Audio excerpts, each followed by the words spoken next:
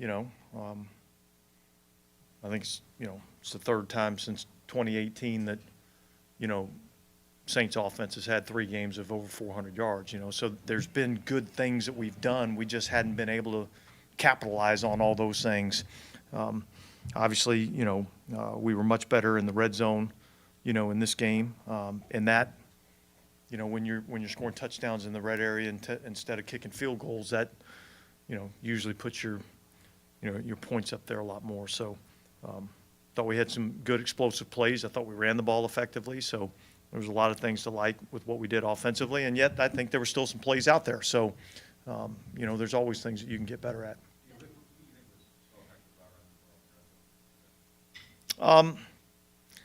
It's not a real big secret, I mean, when you freaking block them, and you hit the right hole, then usually it's effective. And if you don't block them, then it's usually not very effective. So I thought we did a better job of blocking them down there today. Yeah, look, he's been highly effective for us. That package down there has been effective for us, and so we got to get into that position a lot more often, and then I think we'll utilize that package as we see fit. I thought he ran the offense well. I thought there was a lot of really good things that he did. I thought there was a mix of huddle, tempo, a lot of different things that we incorporated into the offense. I thought, Pete and those guys on the offensive staff, I thought they did a hell of a job putting together a great plan. I thought our players went out and executed it. And that's really, kind of the secret to having success is put together a good plan and guys go out and execute that plan. You seem to get rid of the ball quicker today. Did you feel that? Did you feel more comfortable to you? Yeah, look, I thought he did a good job of reading some things out and getting the ball out to the right people. I know we're going to look back at the tape and there's going to be a few plays where we'd love to have it back, but I thought overall, what I thought about our offense, I felt like there was a rhythm to what we were doing offensively, and that was good to see. Elaborate a little on this you guys are dealing with this week. I was surprised it might pop up on Saturday night. Yeah, look, it's no fun. It's a GI bug that's kind of been going through the group a little bit. We had a few players that kind of popped up with it over the last, call it 24 hours. So hopefully it kind of runs its course. It's about kind of a 12 to 24 hour, where you don't feel very good for a little while and then you kind of get back to normal. So.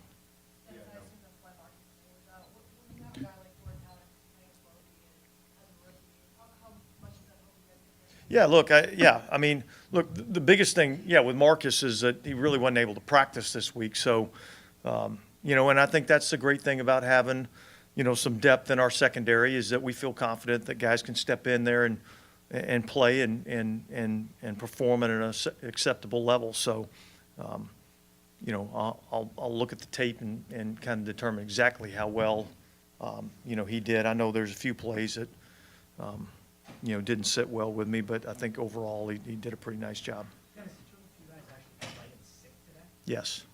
I couldn't tell you exactly what the number, but there was a handful of guys that, weren't feeling great. What's the biggest area of growth for each of you been able to, I guess, take to develop into more all-around receivers here? Well, look, I don't think we're there yet. I think there's still a lot of meat left on the bone in terms of what we need to be able to do and what he can do. Obviously, his explosiveness down the field is probably his biggest trait.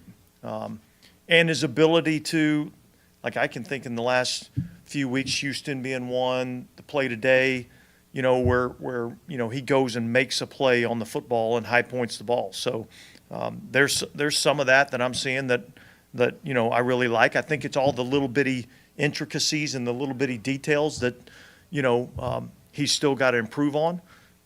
But his speed and explosiveness makes him really difficult to cover.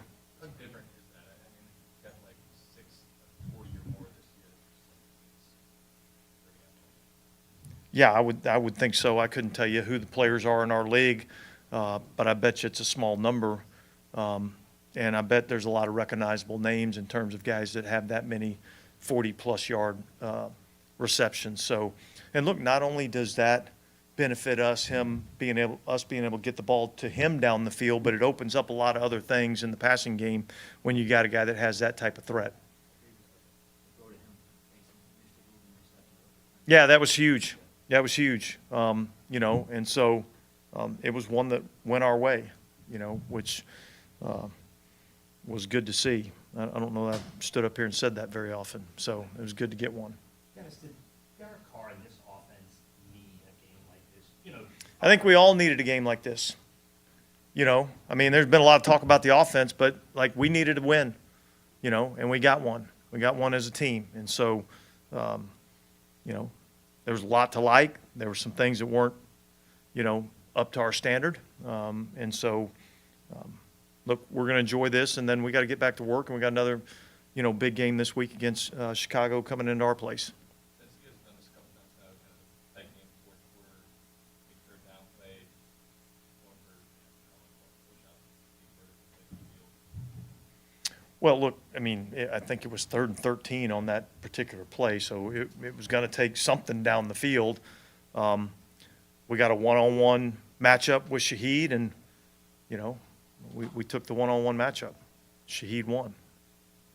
You talked earlier this week about culling the number of plays for certain situations and simplifying the offense to kind of impact that might have had on the Well, look, I mean, I would just say that I felt like our guys were much more on point with the execution of the plan, you know, this week. And so, you know, it just stands to reason that, you know, if you have 25 plays instead of 50 plays, you know, it's a lot easier to you know, be on point with all the little bit details that go along with each play. So, yeah, I thought that was part of the success.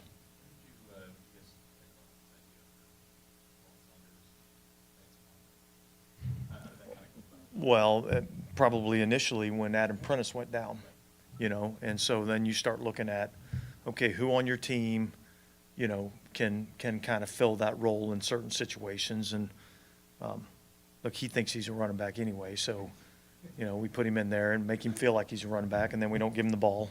We make him go block somebody. So, but it was, yeah, I mean, that's pretty much the inspiration for why we put him back there.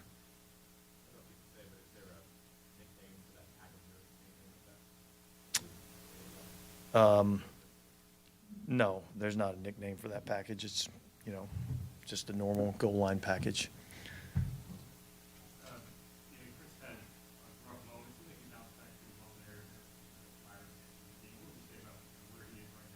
Yeah, look, I think he's in a good spot. I mean, you know, there's ups and downs with young players. I'm not worried about Chris Olave. I think he's going to be a big part of, you know, what we're able to do, you know, hopefully successfully as we go down the stretch here. So he's going to be a big part of our offense. And look, he made some big plays for us today. The drop pass that looked like it was about to be a touchdown. Did you get to connect with that? Was it lost in the lights? Yeah, he just lost the ball there. I mean, you know, he ran a hell of a route, you know, and then just kind of couldn't find the ball coming out of it. After this week, I mean, this week you had a lot of discussion, players meeting with each other and stuff like. I mean, as a head coach, was that initiated by you, or players kind of getting together on offense? You know, and how they respond. Well, look, I'd say there's probably a combination. You know, there were some conversations that obviously I initiated. There was obviously conversations that were initiated, you know, amongst the players. You know, I think we got a pretty veteran group, and they know that, you know, there's a standard that we hold ourselves to, and we hadn't been playing to that standard. So we went to work to try to fix it. You guys good?